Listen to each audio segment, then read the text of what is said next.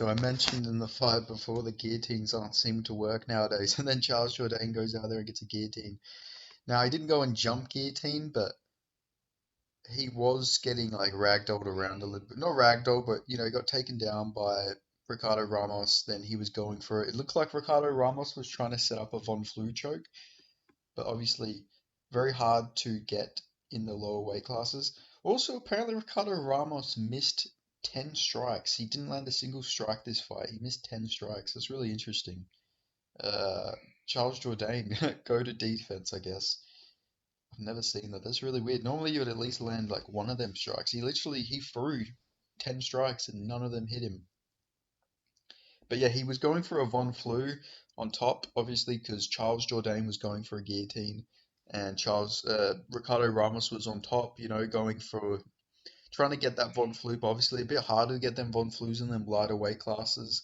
There's not as much mass going into the arteries and all that, not going into the throat and whatnot. Like it's a lot harder to get that Von Flue when you're not a massive light heavyweight like OSP or a welterweight like Gabriel Bonfim.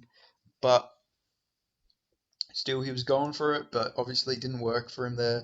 Charles Jourdain gets back up, and then this time the guillotine attempt, he gets it, but it was looking really good on the feet. Charles Jourdain was landing some pretty good shots. Obviously, not much striking we seen here. It was mostly Ricardo Ramos going for his wrestling, but yeah, really, really solid jiu-jitsu shown by Charles Jourdain there.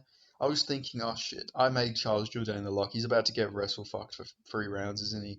But no, he gets that guillotine, luckily. You know, he's actually got a really underrated submission game. He's got a really good guillotine as well. He did guillotine Lando Venata.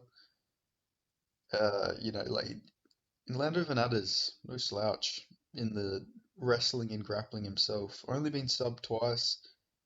So, and that other submission was by Tony Ferguson. So, that's a solid fighter to have a submission win over for Charles Jourdain. But yeah, he looked really good in this fight. He called for Cub Swanson in Toronto. I'd love to see that fight. I've been wanting to see that fight for years. Charles Jourdain has called for this fight since he beat Dong-Hoo Choi in Korea. And how many years ago was that? That was in 2019. So Charles Jourdain's been wanting this fight against Cub Swanson for 4 years. I think it's time to finally get it. 2024, Cub Swanson versus Charles Jourdain. Let's go. Let's do it. That's the fight to make. It's I just want to see it, man. He's been calling for it for so long. Cub Swanson's still a G. He's not horrible. Like he's not washed or anything. He's still like Cub Swanson still looks solid. Obviously not in his prime, but he still looks very solid. Still has very fun fights.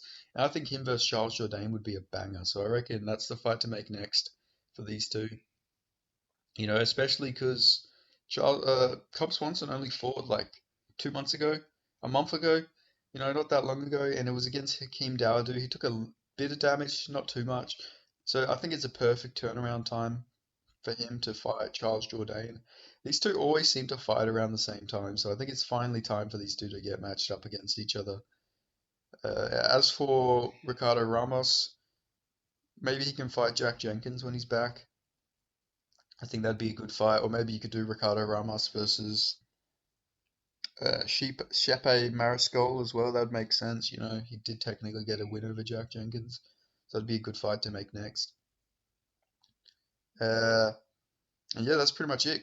Just a good performance by Charles Jourdain showing off them jiu-jitsu chops. So yeah, thanks for watching. I hope you guys like these instant reacts. I just thought, why not? While I wait for the next fights to happen, I might as well just make these reaction videos now. So yeah, thanks for watching.